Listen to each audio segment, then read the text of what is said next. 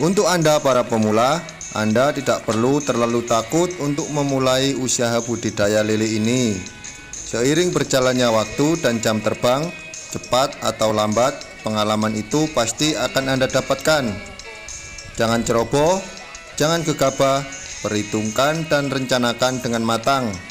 Karena kondisi di lapangan tidak semudah membalikkan telapak tangan atau seperti teori yang tertuliskan.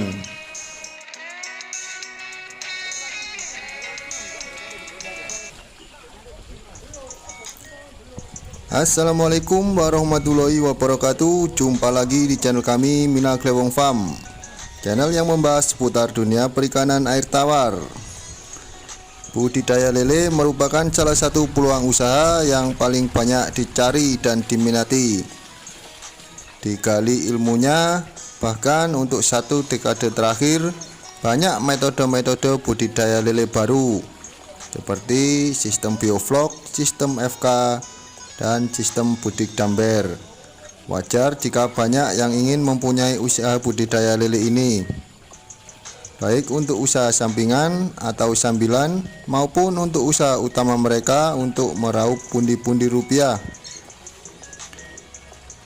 Budidaya lele mangsa pasarnya sangat besar. Selain rasa dagingnya yang gurih, harganya merakyat. Ikan lele ini memiliki usia atau masa panen yang relatif pendek jika dibandingkan komoditas usaha atau jenis ikan yang lain. Jadi perputaran uangnya lebih cepat. Namun demikian, cukup banyak pula para pemula yang gagal bahkan bangkrut ketika memulai usaha budidaya lelenya. Hal ini dikarenakan mungkin kurangnya pengetahuan atau teori mengenai cara budidaya lele.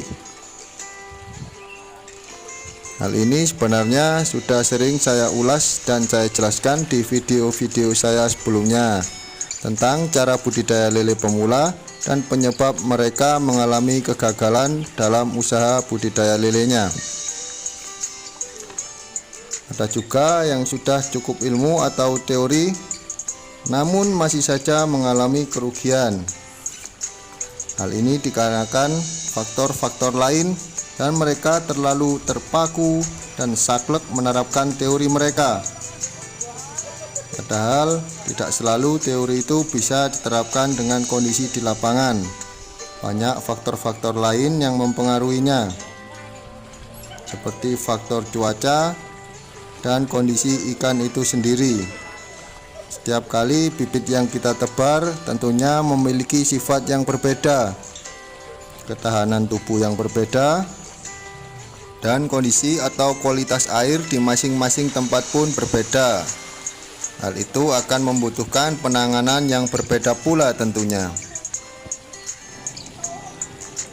Ada pula mereka yang gagal karena salah memperhitungkan perbandingan jumlah modal dan bibit yang mereka tanam.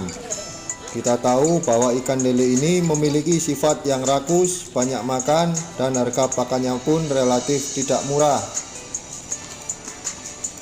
Dan yang paling sering terjadi, mereka ini terlalu fokus ke cara dan pola perawatan ikan lelenya tanpa memikirkan atau membangun sirkel berbisnis yang kuat, mulai dari pengadaan bibit hingga pemasaran, kecuali mereka bisa membangun usahanya dari hulu hingga hilir.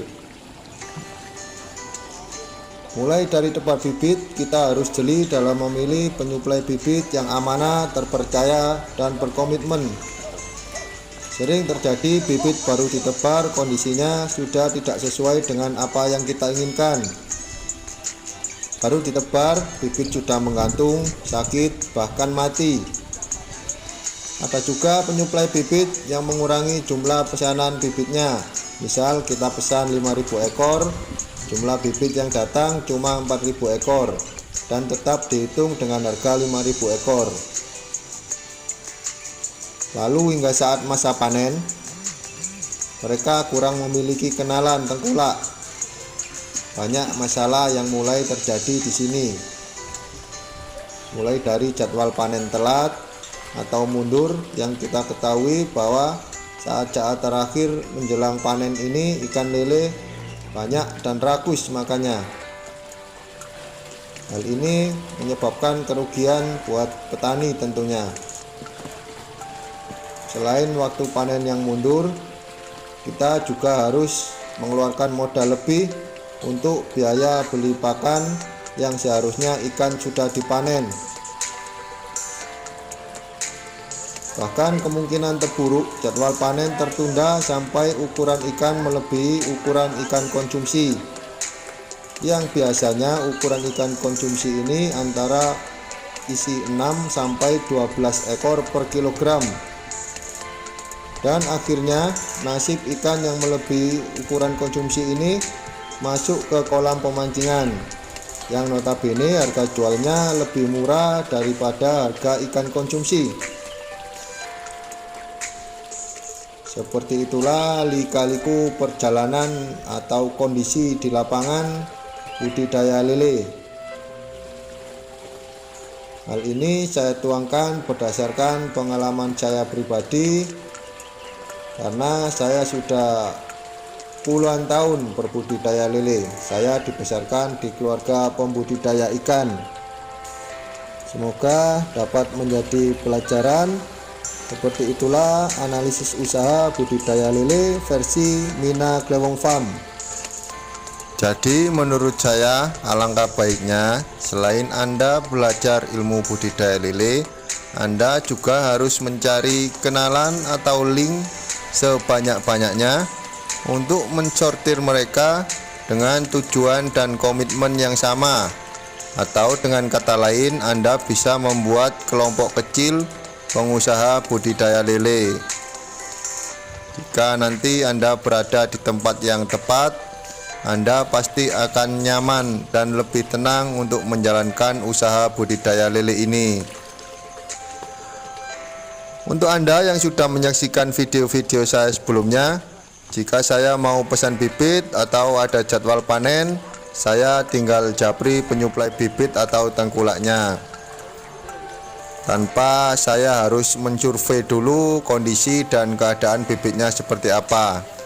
Hal itu dikarenakan karena Mina Glewong Farm ini sudah memiliki kelompok yang baik, jadi saling menunjang dan dapat diandalkan. Jadi kalau sudah seperti itu kita sudah enak ya guys. Kita tinggal di kolam saja, fokus sama ngerawat ikan.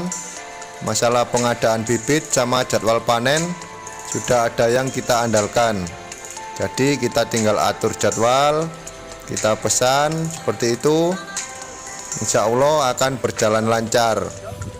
Dan hal itu biasanya banyak kendala untuk para pemula, yang jika mau pesan bibit harus survei dulu kondisi bibitnya seperti apa, benar-benar bagus apa tidak yang mau dikirim, ukurannya betul apa tidak, seperti apa yang kita pesan, seperti itu ya. Jadi saran saya, Anda harus sering-sering berkunjung ke sesama petani pembudidaya lele. Selain untuk menjalin silaturahmi, juga untuk membangun lingkungan bisnis yang sehat.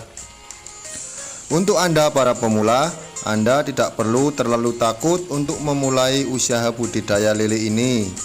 Seiring berjalannya waktu dan jam terbang, cepat atau lambat, pengalaman itu pasti akan Anda dapatkan. Jangan ceroboh, jangan gegabah, perhitungkan dan rencanakan dengan matang. Karena kondisi di lapangan tidak semudah membalikkan telapak tangan atau seperti teori yang tertuliskan. Semoga bermanfaat. Salam santun, salam satu hobi, salam seprofesi, salam sukses petani ikan air tawar. Wassalamualaikum warahmatullahi wabarakatuh.